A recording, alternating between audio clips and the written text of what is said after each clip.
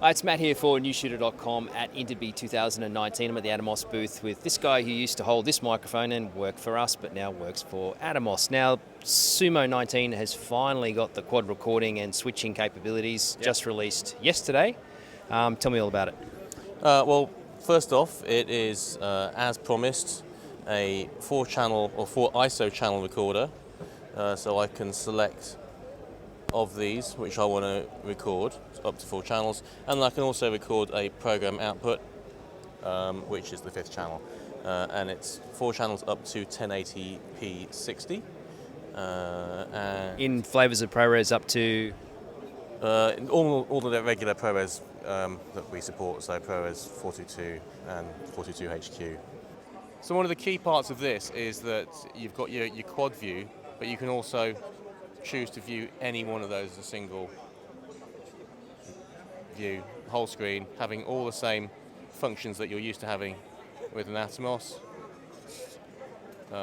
So if I go into my monitoring, I've got my ability to go, do all the things that I'm used to doing, 2:1 magnifications, move things around.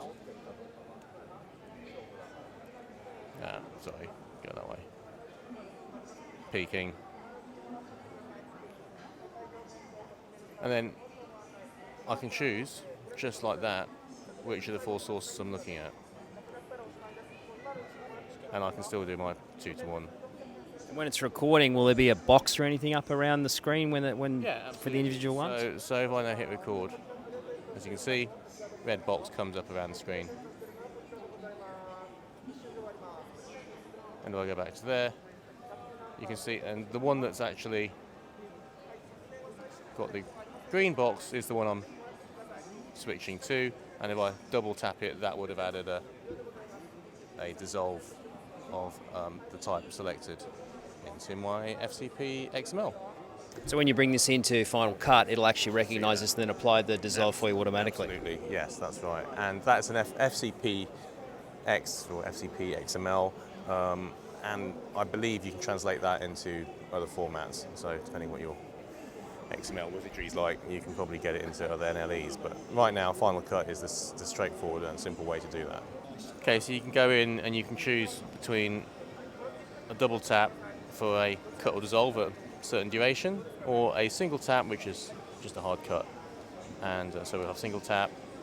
Now I've selected all 4 channels, plus the program.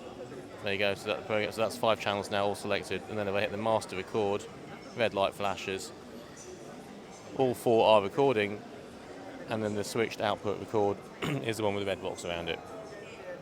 And you can see it's pretty damned quick. Had a guy here the other day playing this like it was Space Invaders. And if I stop that, go to playback, I'll just kick into playback mode. And then what you've got here is all your files. You can play back an ISO, and then you've got your 4 ISOs and your program for that particular recording. And I'll just play any one of those. That'll play out. You can't play back in the quad view, but you can play back any individual file. So I can then look at the ISO 2, 3. Now, as far as audio goes, how does it work on this system? So you can either you can record on each of these channels. You can have 4 channels of audio. So the 2 embedded channels. I go into my audio selection. I can have the audio for the output follow any one of the 4 inputs. So that would be the camera audio or the channel audio.